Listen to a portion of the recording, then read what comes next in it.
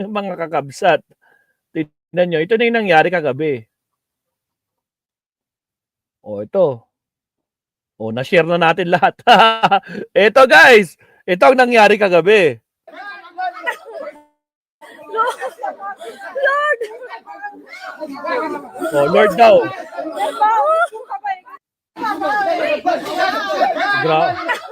Grabe yung yakap ni Tebes yun. Doktor niya yata yun eh. Lord! Oh, nasa bahay lang oh, nasa resident. Dinakip ng mga immigration. Nako ba?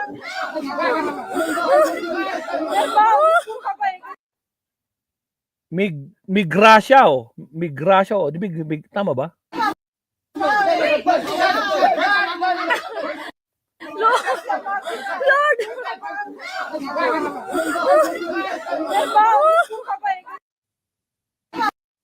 Tama ba yung migrasya?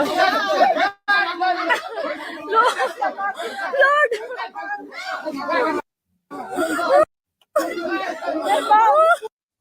Ayun, migrasya oh. Ayun oh, migrakaw. Migrakaw. Ibig sabihin, ano ibig sabihin ng migrakaw? Migrakaw. Check ko lang sa Google ah. Dali lang ah. Dito, para at least alam natin ano ibig sabihin ng migrakaw. Nakamigrakaw yung kan eh. Migrakaw. What is migrakaw? Migrakaw is Portuguese word migration. Ah, immigration talaga mga kabsat. In English, migration refers to the movement of people from one place to another, often with the intention of settling in a new location, either permanently or temporarily. It can involve crossing international borders or moving within the country. Naku po, mga kakabsat. Yun pala ibig sabihin ng migrakaw. Pero mas maganda ngayon kasi kasama na ang Bureau of BID na manghuhuli sa kanya. Ibig sabihin may posibilidad na ma-deport siya dito sa pabalik sa Pilipinas. Sabi ni alias Mangyan. East Timor, taguan ng mga pugante. Malakas ang political na yan nga. Sino nga sabi ng iba, Yayanino? Huli ka, Tebes! Huli na naman, sabihin mo. Kasi nahuli na siya nung last year eh. March 22, 2024. Diba?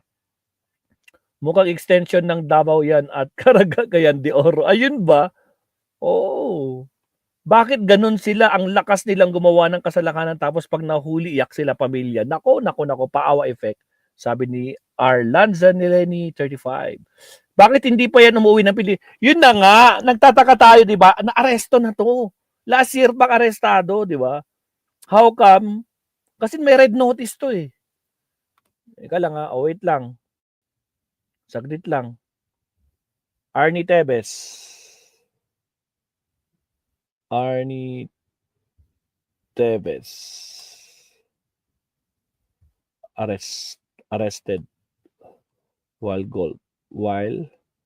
playing golf. Teka lang ha. Balik tayo sa news. Ito oh.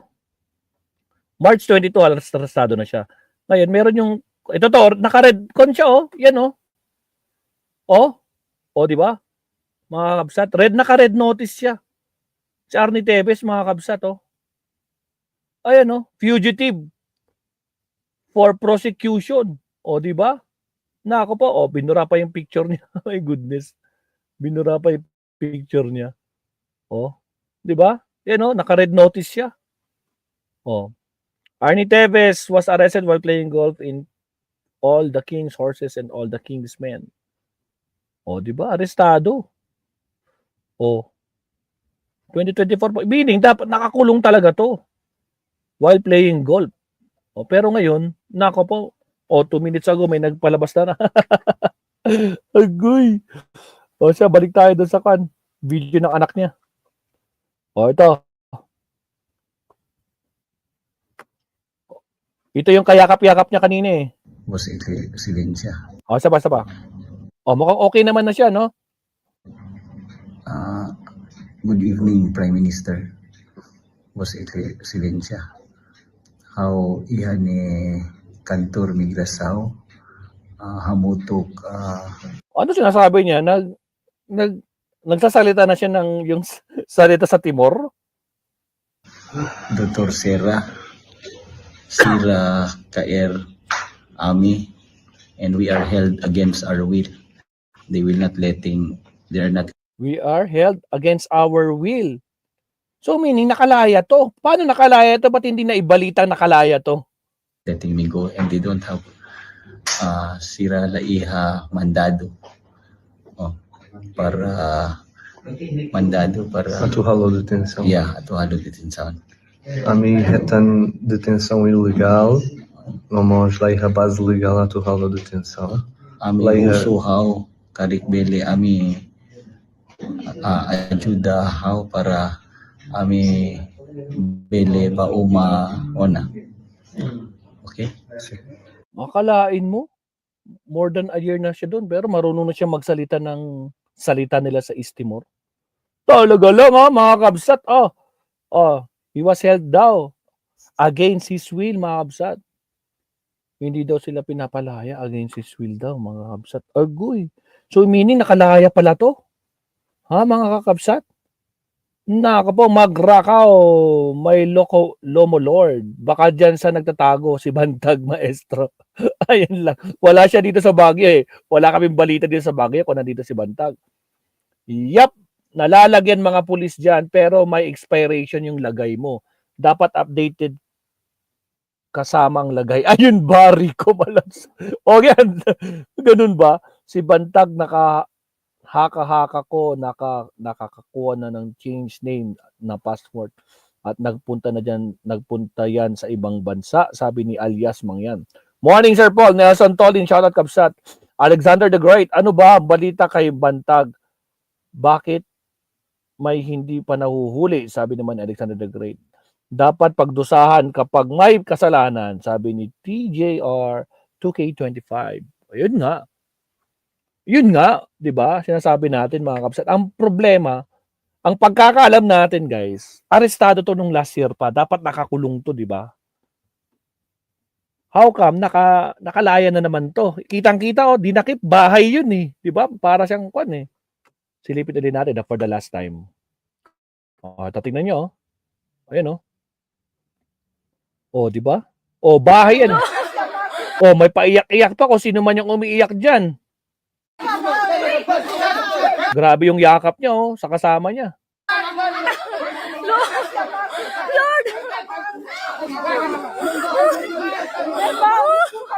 Agoy!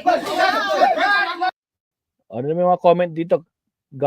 Kagagawa naman ito ng Philippine government. Grabe na talaga pagkaabusado.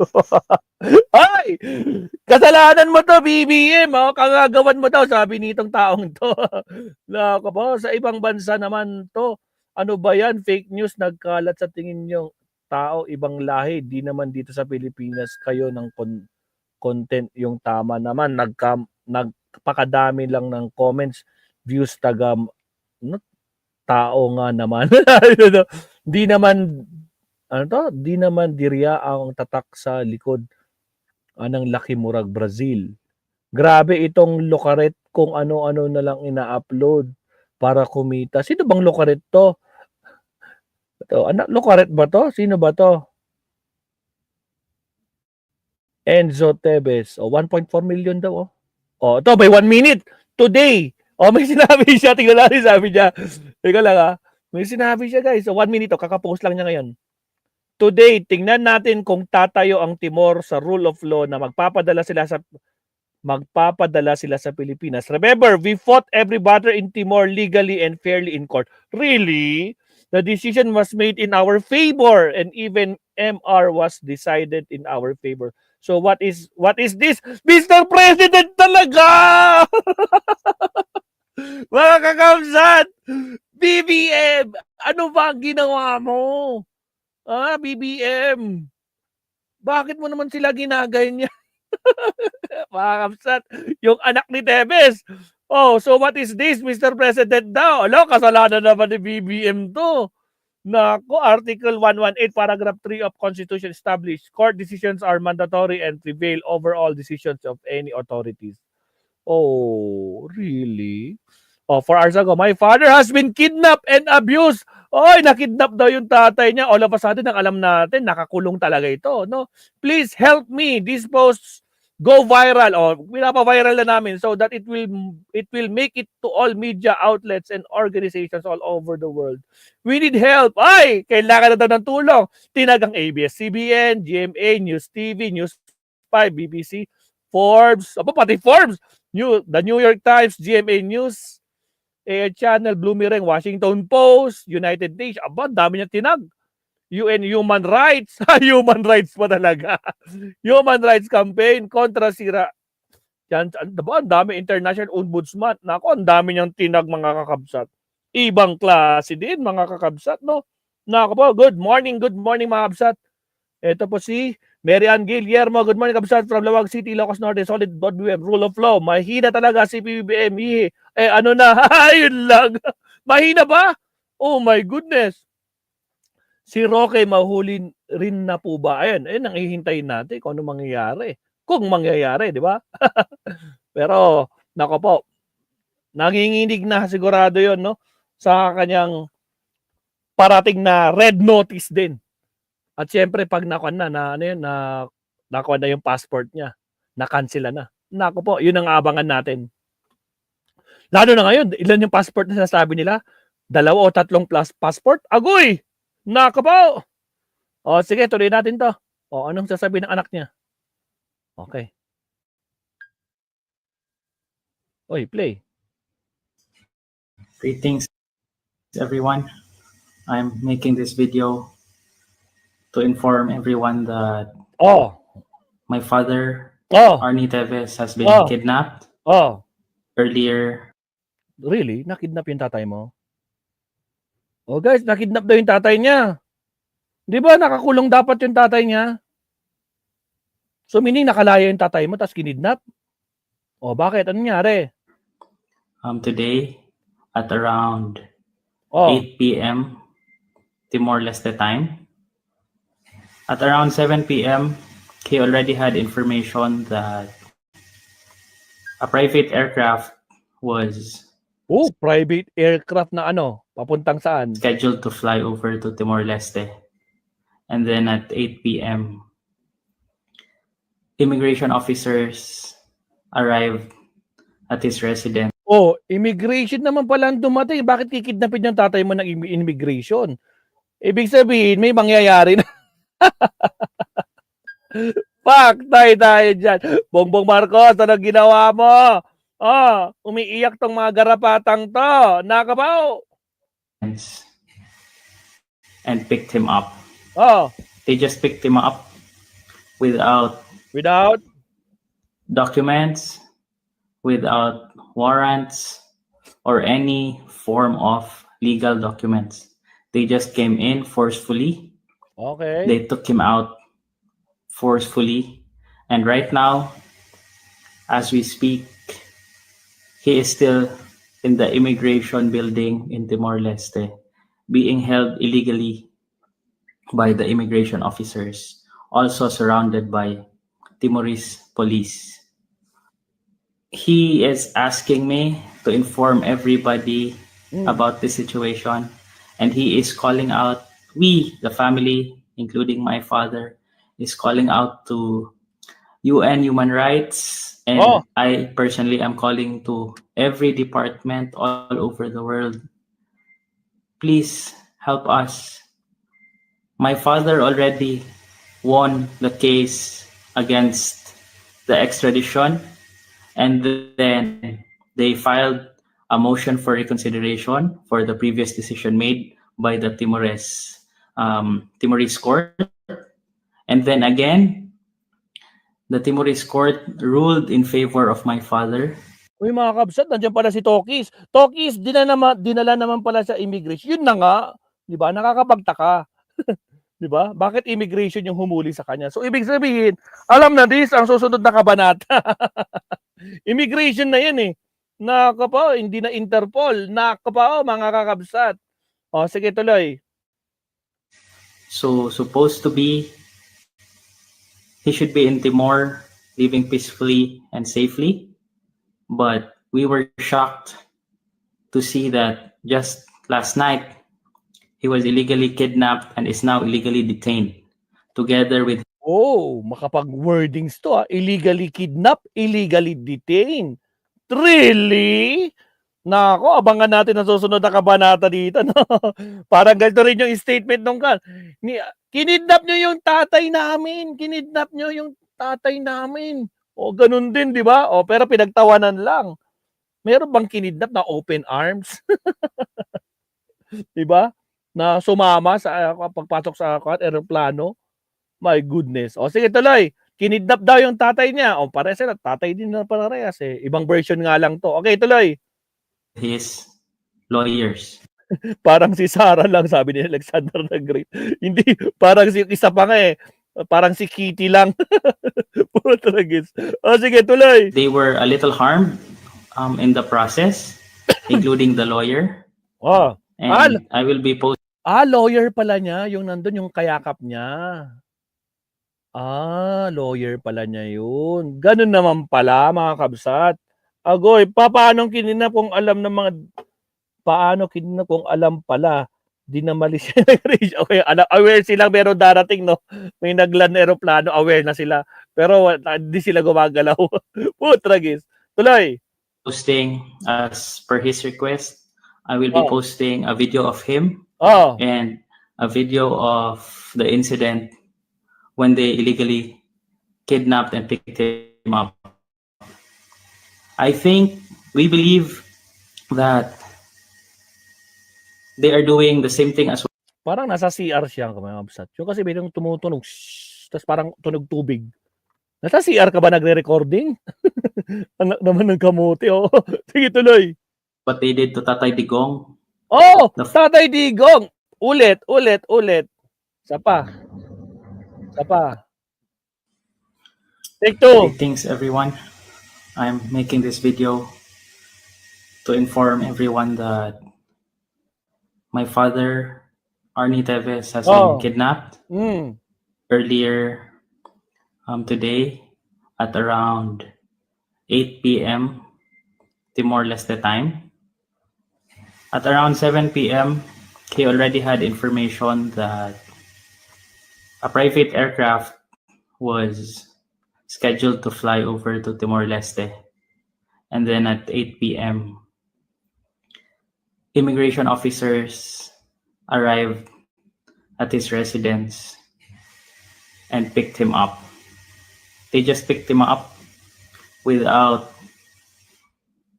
documents, without warrants, or any form of legal documents. They just came in forcefully. They took him out forcefully. And right now, as we speak, he is still in the immigration building in Timor-Leste, being held illegally by the immigration officers, also surrounded by Timorese police. He is asking me to inform everybody about this situation, and he is calling out, we, the family, including my father, is calling out to UN Human Rights, and I personally am calling to every department all over the world. Please help us. My father already won the case against the extradition, and then they filed a motion for reconsideration for the previous decision made by the Timorese court. And then again, the Timorese court ruled in favor of my father.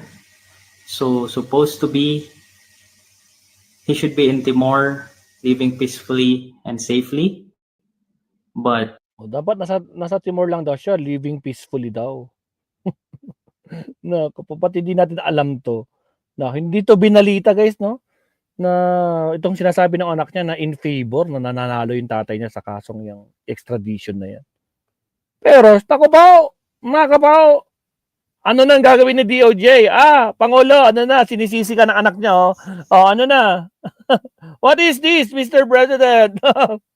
Sino kaya Mr. President tinutukoy niya? Baka naman yung president ng East Timor. Agoy, sige talay. We were shocked to see that just last night, he was illegally kidnapped and is now illegally detained. Pare-pare sila ng statement, guys. Illegally kidnapped, illegally detained, lahat. Ganyan. Sounds familiar, mga kabsat. Okay, tuloy. Together with his lawyers. They were a little harmed Oh, in the process, oh. including the lawyer. And I will be posting, as per his request, I will be posting a video of him and a video of the incident when they illegally kidnapped and picked him up. I think we believe that they are doing the same thing as what they did to Tatay Digong, the former president of the Philippines, where they will just detain the person illegally and fly him out wherever they want, and then just settle everything after. But we do not approve of this, and we do not want my father to be flown out of Timor-Leste because he has already won in the court that he can stay in Timor-Leste and he cannot be extradited.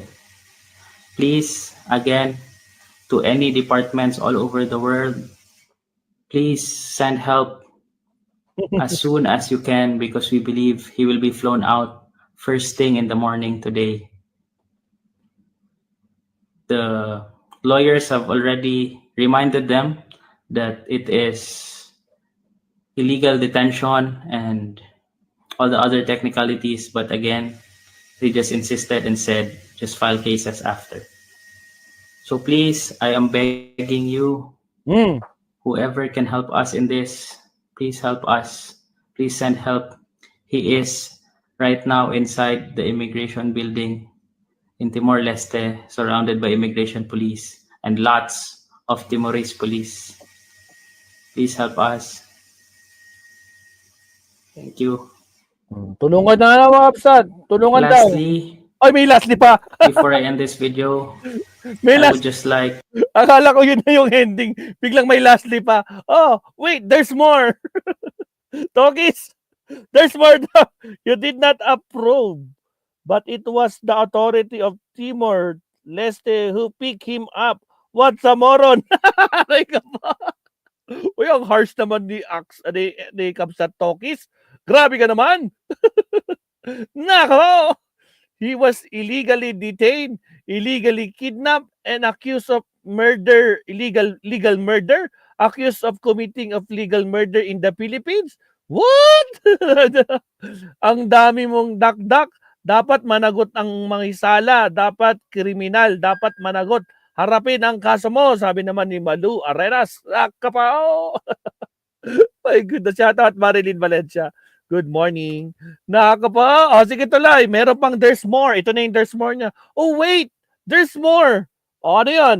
to inform everybody that family members and media, local media in Timor were not allowed and is not allowed up to this hour inside the building.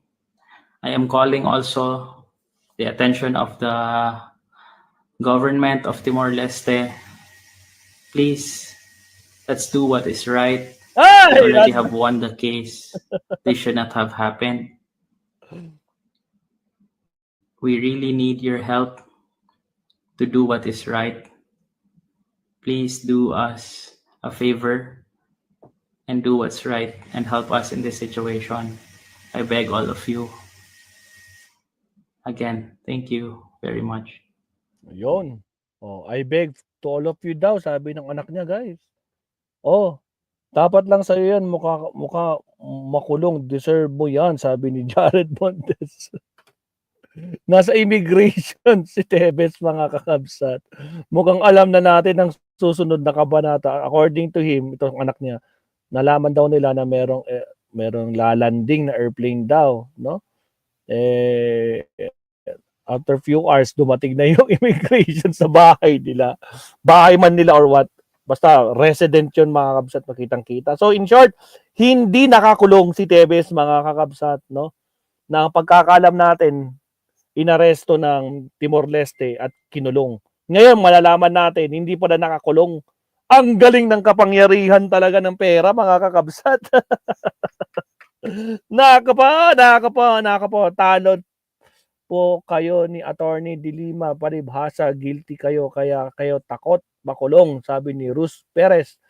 Hindi natutulog ang Diyos. Hoy, ikaw anak ni Tebes, alam mo bang ano? Sabi ni Robert Sembrano. Oh, tragis. Oh my goodness, mga kabsat. Akalain nyo? Nakalaya pala tong si Kano. Malaya pala si Tebes sa Timor. Tokis? How come nangyari yon, no? Hindi man lang binalita, nakalaya. O nanalo si Tebes sa kasong extradition. Nakapaw. Tapos biglang ganon. Ngayon, dinakip na daw, kinidnap na daw, illegally detained, illegally kidnap. Oh, so kailangan, so dapat legally kidnap ba? Ganun ba? Kidnap talaga. Pare-pares ng no? Pare-parehas sila ng mga sasabi. Bongbong Marcos, anong ginawa mo? Naku po. Mga kabsat, ano ba ginawa ni Bongbong Marcos? Umuwi lang ng Pilipinas kagabi. Kagabi lang niya, kakauwi lang niya kagabi. Tapos ganito ang nangyari sa Timor-Leste. May kinausap ba si Pangulo? Managot sa batas ang mga kasalanan tulad ni Tebes, sabi ni Ma'am Ninita Umali. Nako po. Ano na yung vote natin, guys? Tingnan natin yung vote natin. Dapat bang ipa-deport itong si Tebes? Dapat lang para managot sa batas. 96%. Hindi. Magtago na lang siya tulad ni Roque. Hindi nga na siya kun eh. Mga kabsat, no? Illegally detained to. Meron palang legally kidnap. Illegally kidnap nga daw, sabi ng anak niya. So, dapat para kan legally kidnap. Kasalanan. Kaya nga kasalanan ni BBM. BBM, anong ginawa mo? Kasalanan mo na naman to eh. Pinahihirapan mo itong mga garapata. Okay, shoutout po sa ating 400 plus viewers. Sa mga hindi pa nag-like at subscribe, like and subscribe tayo mga kabsat. Baka naman, like and subscribe po tayo. Baka nakakalimutan nyo. Alright. O siya, nako po, alamin na lang natin sa susunod na kabanata. So, as of now, mga kabsat, inaresto siya. Yun ang sabi sa balita. Inaresto, hindi kinidnap. Inaresto ng immigration, mga kakabsat. No? Anong tawag nun?